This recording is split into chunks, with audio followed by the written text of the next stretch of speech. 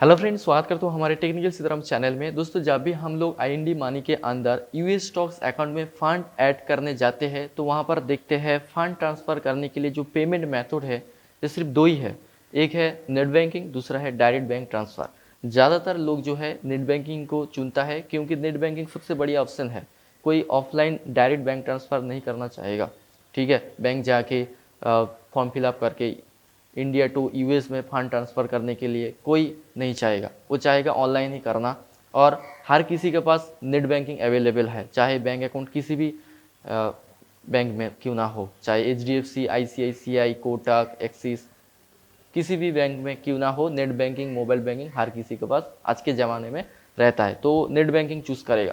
लेकिन वहाँ पर बात आते हैं इंटरनेशनल ट्रांजेक्शन की। अगर आप थोड़ी सी भी एक गलती कर देंगे तो आपका फंड जो है वहाँ पर रुक जाएगा, यूएस स्टॉक्स अकाउंट में पहुँच ही नहीं पाएगा।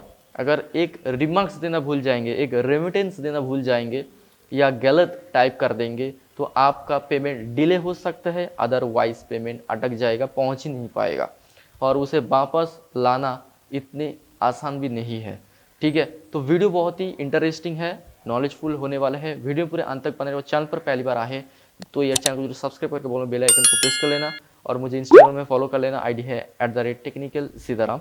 अगर कोई ट्रांजेक्शन रिलेटेड समस्या आती है तो इंस्टाग्राम में मुझे चैट कर सकते हो, डायरेक्ट मैसेज करें, मैं आपको ज़रूर रिप्लाई दूंगा। दोस्तों, फाइनली आगे है मेरे लैपटॉप स्क्रीन पर आप देख पा रहे हैं मैं आईएनडी मनी का वेबसाइट ओपन कर लिया है। अगर आप मोबाइल फ़ोन में आईएनडी मनी एप्लीकेशन यूज़ करते हैं तो उसे ओपन कर लेना। एप्लीकेशन और वेबसाइट के इंटरफेस में कुछ खास फ़र्क देखने को नहीं मिलेगा, ठीक है। तो ओपन कर लेना, उसके बाद हेडर में आ जाए, यहाँ पे कुछ टैब्स देखने को मिलेगा। इसमें से आपको यूएस स्टॉक्स इस टैब के ऊपर क्लिक कर लेना होगा। फंड ऐड करने के लिए यहाँ पे ऐड मनी का बटन है, सिंपली इसके ऊपर आपको क्लिक कर लेना होगा। देन यहाँ पे फंड ऐड करने के लिए दो मेथड्स हैं, एक है नेट बैंकिंग, दूसरा है डायरेक्ट डिपॉजिट। डायरेक्ट डिपॉजिट आप सिलेक्ट करेंगे तो आपको बैंक जाना होगा, उसके बाद फॉर्म फिलअप करके डायरेक्ट डिपॉजिट का प्रोसेस कंप्लीट करना होगा, ठीक है। तो ऑनलाइन ज़माने में नेट बैंकिंग चलता है, हर किसी के पास नेट बैंकिंग है, चाहे बैंक अकाउंट किसी भी बैंक में क्यों ना हो। तो यहाँ पे डिफ़ॉल्ट बैंक एचडीएफसी सिलेक्ट हो गया है। आपका बैंक इसके ऊपर क्लिक करके चूज़ कर सकते हो। यहाँ पे तरह तरह के बैंक नेम है, यहाँ पे देख पा रहे हैं IDFC, ICICI, HDFC, BOB, axis, Kotak industry, DS, SBI, HSBC, PNB. Others है तो अदर्स चूज़ कर लेना। तो मेरा बैंक कोटक में है, कोटक चूज़ कर लिया। तो यहाँ पे फंड ट्रांसफ़र करने के लिए सब कुछ डिटेल्स दिया गया है, ठीक है। ये हम लोग देखेंगे। सबसे पहले ये एक इम्पॉर्टेंट मैसेज दे रहा है, क्या है देखते हैं। Please ensure you transfer amount from your own bank account. ये कह रहा है सबसे पहले आप इंश्योर हो जाइए कि आप जो ट्रांसफ़र कर रहे हैं ये अमाउंट आपके खुद के बैंक अकाउंट से होनी चाहिए, ठीक है। ये सबसे पहले आप इंश्योर करें। Next, please enter further credit remarks और रिमिटेंस इंस्ट्रक्शन, ठीक है। AFC INDW ये कुछ कोड है। Not mentioning remarks will lead to delays in your deposit reaching your US stocks account. ये कह रहे हैं अगर आप क्रेडिट रिमार्क्स और रेमिटेंस देना भूल जाएंगे या फिर मेंशन करना भूल जाएंगे तो आपका जो अमाउंट है ये यूएस स्टॉक्स अकाउंट में पहुंच ही नहीं पाएगा, डिले हो सकता है, लेकिन ज़्यादातर ये अटक ही जाता है, पहुंच ही नहीं पाता है, ठीक है। ये ध्यान में रखें। उसके बाद कह रहे हैं log in to Kotak bank website. जैसे कि देख पा रहे हैं मैं कोटक बैंक चूज़ कर लिया, इसलिए कोटक बैंक लिखा रहा है, ठीक है। तो सबसे पहले लॉगिन करना होगा, चाहे मोबाइल बैंकिंग में क्यों ना हो या नेट बैंकिंग में क्यों ना हो। मोबाइल बैंकिंग से भी आप ट्रांसफ़र कर सकते हो, कोई बात नहीं। Select send money Abbott under payment step. तो पेमेंट स्टेप के अंदर एबोट बोल के एक ऑप्शन मिलेगा, उसे चूज़ करना होगा। Then add transfer details and click on add money. उसके बाद यहाँ पे देख रहे हैं सिलेक्ट न्यू बेनिफिशियरी। तो आपको बेनिफिशियरी डिटेल्स क्रिएट करना होगा, ठीक है। न्यू बेनिफिशियरी डिटेल्स यहाँ पे कह रहे हैं please fill up in the following details to add Alpaca as a beneficiary. Note you don't have to fill the intermediatory bank details beneficiary detail box, ठीक है। तो ये कह रहे इंटरमीडिएटरी जो बैंक डिटेल्स है ये फिलअप करने की कोई ज़रूरत नहीं है। Name of beneficiary bank BMO Harris bank NA. Address दिए गए हैं बेनिफिशियरी बैंक का। Beneficiary bank swift code. तो इंटरनेशनल ट्रांजेक्शन के लिए स्विफ्ट कोड इस्तेमाल किया जाता है और नेशनल वाइज ट्रांजेक्शन के लिए IBC कोड इस्तेमाल किया जाता है, ये आपको पता होनी चाहिए। और यहाँ पे बैंक राउटिंग नंबर दिए गए हैं, अकाउंट नंबर दिए गए हैं और पर्पस ऑफ रेमिटेंस यहाँ पे दिए गए हैं Indian portfolio investment in equity, ठीक है, ये आपको डालना होगा। उसके बाद देखिए you do not have to fill the intermediatory bank detail after successfully adding a beneficiary you will be need to fill up the following information for beneficiary personal details, second box.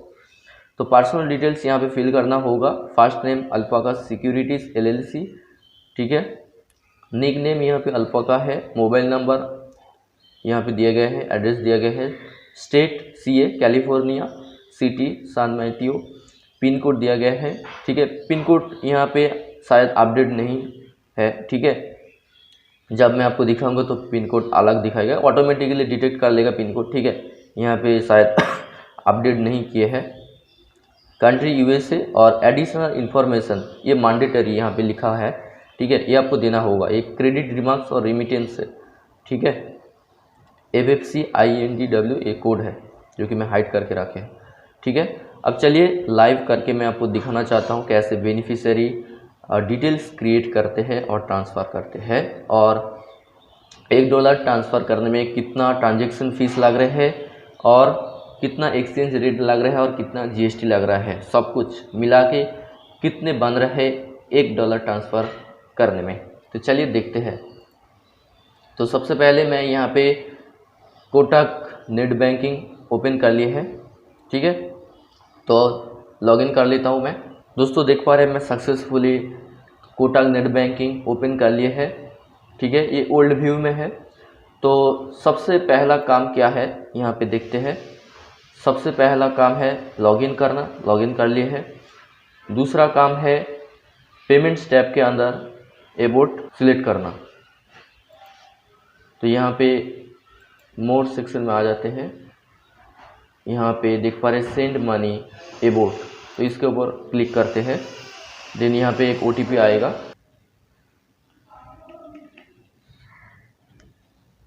अब दोस्तों कुछ इस तरह के interface देखने को मिलेगा। यहाँ पे देख पा रहे हैं टोटल 4 स्टेप्स है।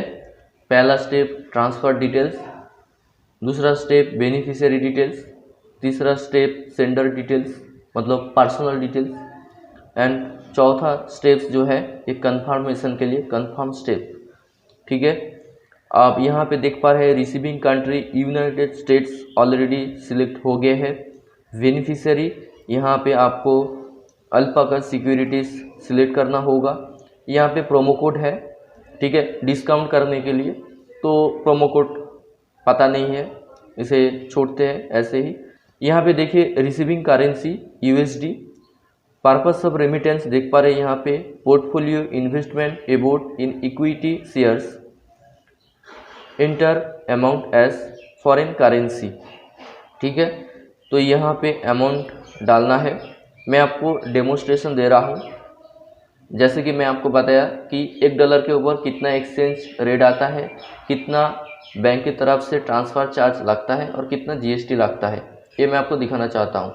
तो सबसे पहले डेमोस्ट्रेशन देते हैं, उसके बाद हम लोग नेक्स्ट प्रोसेस करेंगे। तो एक टाइप किया। अब दोस्तों देख पा रहे हैं exchange rate 1 USD is equal to 83.74 rupees, और यहाँ पे देख पा रहे हैं फंडिंग अमाउंट 1308.74 रुपीज़। तो यहाँ पे फीस एंड टैक्सेस देखते हैं कितना कितना लगे हैं।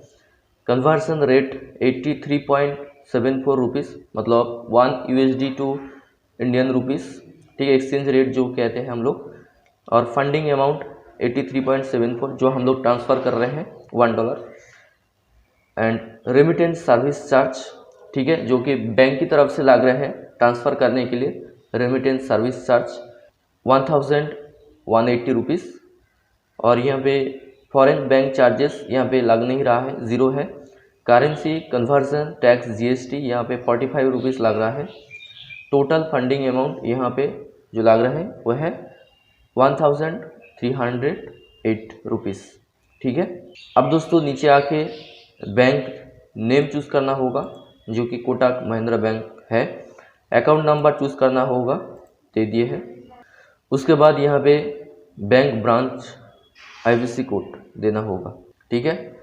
देन सेंड मनी के ऊपर सिंपली क्लिक कर देना होगा। जैसे ही सेंड मनी बटन के ऊपर आप क्लिक कर देंगे, देन आप सेकंड स्टेप्स में पहुंच जाएंगे। ये है बेनिफिशियरी डिटेल्स।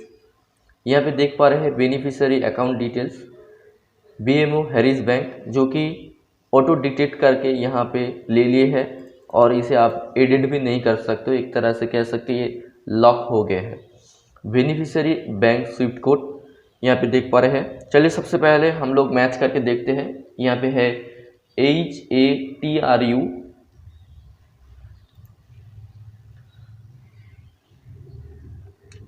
यहाँ पे देख पा रहे हैं HATRU, हम लोग IND मनी पे है। S44 तो सही है। अकाउंट नंबर मैच करके देखते हैं 1636877, 1636877 सही है। Purpose of remittance portfolio investment about in equity shares, ये सिलेक्ट करना होगा। एड्रेस ऑटो डिटेक्ट कर लिए है। बैंक राउटिंग नंबर देख पा रहे हैं 071000288। अब देखते हैं राउटिंग नंबर क्या है, देख पा रहे हैं सेम ही है 071000288 सही है। आप सबसे पहले बेनिफिशियरी बैंक स्विफ्ट कोड को वेरीफाई करा लीजिए। तो सिंपली वेरीफाई के ऊपर क्लिक करना होगा और ओके करना होगा। देख पा रहे हैं सक्सेसफुली वेरीफाइड हो चुका है। उसके बाद यहाँ पे देख पा रहे हैं इंटरमीडिएटरी बैंक डिटेल्स ऑप्शनल है। तो यहाँ पे क्या बता रहा था, यहाँ पे कह रहा था note you don't have to fill the intermediatory bank details beneficiary detail box. तो यहाँ पे फिल करने की कोई ज़रूरत नहीं है, ऐसे बता रहा है, ठीक है। तो इसे छोड़ते हैं, ये ऑप्शनल है, ठीक है। अब हमें पर्सनल डिटेल्स ऐड करना होगा। यहाँ पे नीचे देखेंगे बेनिफिशियरी पर्सनल डिटेल्स, ठीक है। तो प्लस आइकन के ऊपर क्लिक करते हैं, ठीक है। यहाँ पे देख पा रहे हैं सिलेक्ट रिसीवर टाइप, इंडिविजुअल है, रहने देते हैं। फर्स्ट नेम अल्पाका सिक्योरिटीज, जो कि ऑटो डिटेक्ट कर लिए है, इसे आप एडिट भी नहीं कर सकते। लास्ट नेम LLC है। निक नेम अल्पाका सिक्योरिटीज है। एड्रेस यहाँ पे ले लिए है 3 ईस्ट 3rd एवेन्यू स्वीट 233। देखते हैं पर्सनल डिटेल्स में, यहाँ पे देख पा रहे हैं address 3 east 3rd Avenue sweet 233 सही है। आप सिटी सन मैथ्यू सेम सही है, देखिए। और यहाँ पे देख पा रहे हैं मोबाइल नंबर, ठीक है। तो मोबाइल नंबर मैच करा के देखते हैं 6692572221। अब देखते हैं 6692572221 सही है। स्टेट कैलिफोर्निया सही है। यहाँ पे देख पा रहे हैं स्टेट CA का मतलब कैलिफोर्निया सही है। आप पिन कोड देख पा रहे हैं 94401, ये शायद अपडेट नहीं किए हैं IND मनी पर। यहाँ पे देख पा रहे हैं 60603 और ये यहाँ पे अलग दिखा रहा है। तो आप इसे एडिट भी नहीं कर सकते, लॉक हो गया है, ऑटो कैच कर रहा है, सही है। IND मनी पर अपडेट नहीं किए हैं। कंट्री यूनाइटेड स्टेट्स और यहाँ पे सेंडर मोबाइल नंबर, ठीक है।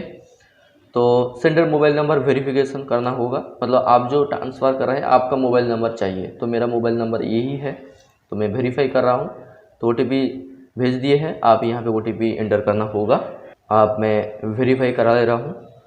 तो सक्सेसफुली वेरीफाई हो चुके हैं। अब हमें आगे बढ़ना है, तो इसके लिए नेक्स्ट स्टेप के ऊपर क्लिक करना होगा। देन दोस्तों यहाँ पे कह रहे हैं बेनिफिशियरी डिटेल्स मॉडिफाइड, ठीक है। आप ये जो सेंडर डिटेल्स था ये ऑटोमेटिकली बेनिफिशियरी डिटेल्स के अंदर हम लोग फिल कर लिए थे। अब कह रहे हैं you can now send money to this beneficiary the new details will be used for processing your request. आप सेंड मनी के ऊपर क्लिक करके, ठीक है, फंड ट्रांसफ़र करा सकते हो। देन आपका अमाउंट जो है यूएस स्टॉक्स अकाउंट में पहुंच जाएगा।